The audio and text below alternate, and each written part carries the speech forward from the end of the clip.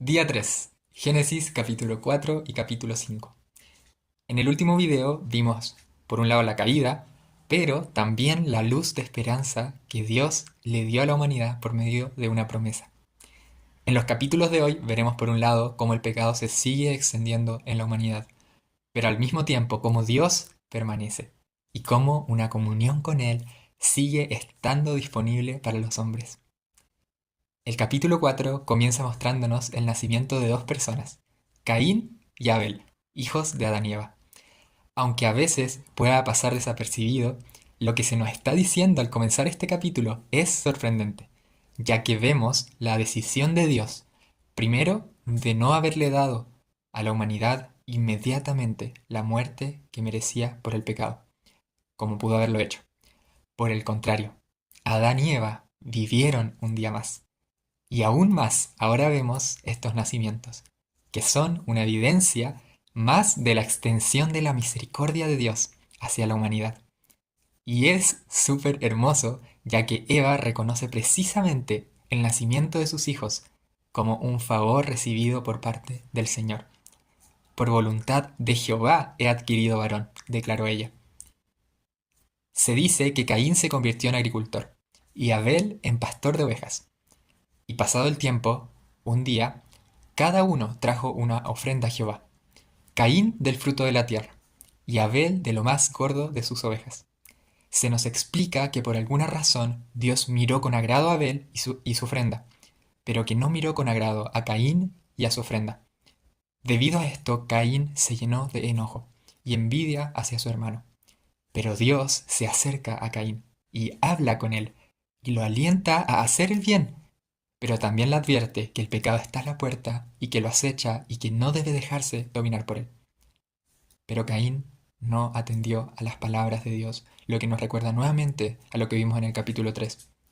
Caín entonces invitó a su hermano a ir al campo, y ya en un lugar sin testigos, lo mató. Pero Caín no se dio cuenta que sí hubo un testigo. Dios viene nuevamente a él y le pregunta, ¿dónde está Abel tu hermano? No sé, ¿acaso soy yo el guardián de mi hermano? Respondió Caín. ¿Qué has hecho? Le dijo el Señor. La voz de la sangre de tu hermano clama a mí desde la tierra. Entonces Dios pronuncia por segunda vez una maldición, esta vez sobre Caín. Y el castigo sobre él sería andar errante y extranjero sobre la tierra. Y esto, si lo pensamos bien, es todo lo contrario a lo que representaba el Edén, un hogar. A pesar de lo que hizo, Caín lamenta ser echado aún más lejos de la presencia de Dios y teme que alguien por ahí lo mate a él. Y aunque eso es precisamente lo que él acaba de hacer con su hermano, aún así Dios atiende a su clamor y pone una señal sobre él para protegerlo, estableciendo Dios un castigo mayor sobre alguien que quiera matar a Caín. Dios demostrando nuevamente misericordia, enorme misericordia en medio de su juicio. Por otro lado, Eva volvió a tener un hijo, que se llamó Set, y fue para ella como un consuelo ante la muerte de su hijo Abel. Set a su vez tuvo un hijo llamado Enos, y termina el capítulo 4 diciéndonos algo muy hermoso, que entonces los hombres comenzaron a invocar el nombre de Jehová, como quizás un primer despertar de la humanidad para volver a su creador. En el capítulo 5 se nos cuenta quiénes fueron los descendientes de Adán y sus edades, siguiendo la línea de Set. Se nombran 10 generaciones, desde Adán hasta Noé. Como dijimos al inicio, no es obvio que la humanidad haya podido vivir un día más desde el primer momento en que pecó. Por eso es increíble ver no solo el nacimiento de una nueva generación, sino también de 10 generaciones más, y de 1000 hasta el día de hoy. Dentro de esta línea hay dos personas que destacan especialmente, Enoc y Noé, de quienes hablaremos en las reflexiones finales. Reflexiones finales.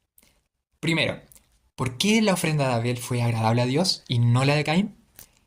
En Hebreos capítulo 11 se nos revela cuál es la única forma en que las personas del Antiguo Testamento pudieron agradar a Dios. Y también cuál es la única forma en que nosotros podemos agradar a Dios hoy. La respuesta es la fe. Se nos dice que sin fe es imposible agradar a Dios. Y se nos dice que la ofrenda de Abel fue agradable a Dios por su fe. Pero, ¿por qué la fe? Imaginemos lo siguiente. Piensa que tú quieres venir a Dios y adorarlo. Entonces vienes a Él, pero ¿qué le vas a ofrecer? ¿Qué le puedes ofrecer? ¿Hay algo que Dios no tenga? Incluso, ¿hay algo que le podamos dar que no venga primero de su mano? Bueno, ahora piensa que conoces lo que a Dios le agrada y dices, ya sé, voy a ofrecerle a Dios mis obras de justicia, porque eso es lo que a Dios le agrada. Entonces vienes a Él nuevamente, pero te das cuenta que tus obras de justicia son deficientes ante su justicia perfecta, que es lo que la Biblia declara. Y realmente, lejos de poder agradarle, ahora estás en una situación de deuda. ¿Qué puedes hacer? Piensas en retirarte de su presencia. Creo que realmente no tengo nada que darle. Pero entonces se te ocurre una locura. Vienes ante Él, como quien no tiene nada que darle, y te postras y te aferras únicamente a que Él pueda tener misericordia de ti.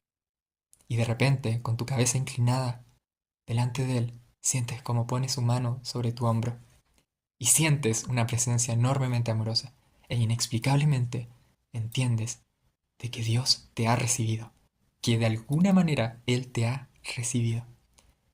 Eso es la fe, poner tu esperanza únicamente en Dios al acercarte a Él. Y eso es lo que se dice que Dios halló en Abel, fe. Y si es fe en Dios, ya no es en nosotros. Quizás externamente nadie hubiera notado algo distinto entre la ofrenda de Caín y la de Abel, pero Dios ve los corazones.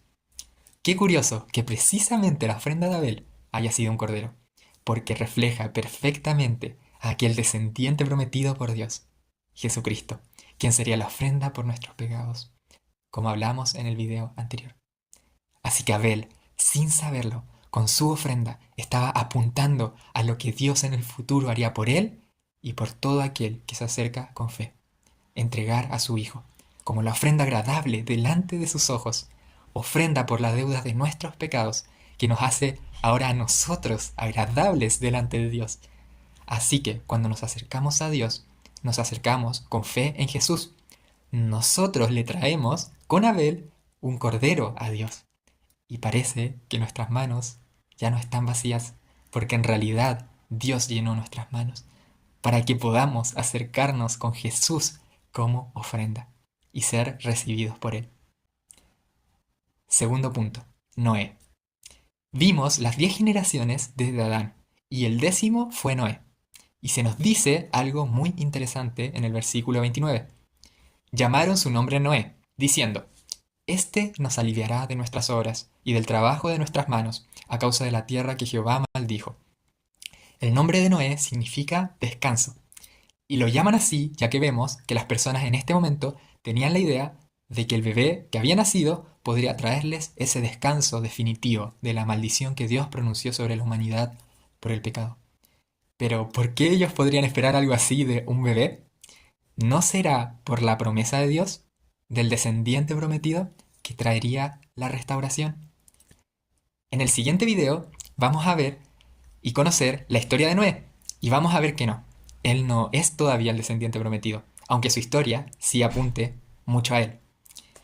Pero podemos quedarnos con la expectativa de las personas que aún esperan la promesa de Dios. Y conectándolo con la reflexión anterior de la fe, podemos ver que las personas en el Antiguo Testamento pudieron poner su esperanza en Jesús, indirectamente al depositar su confianza en Dios y en las promesas de Dios que se cumplirían en Jesús.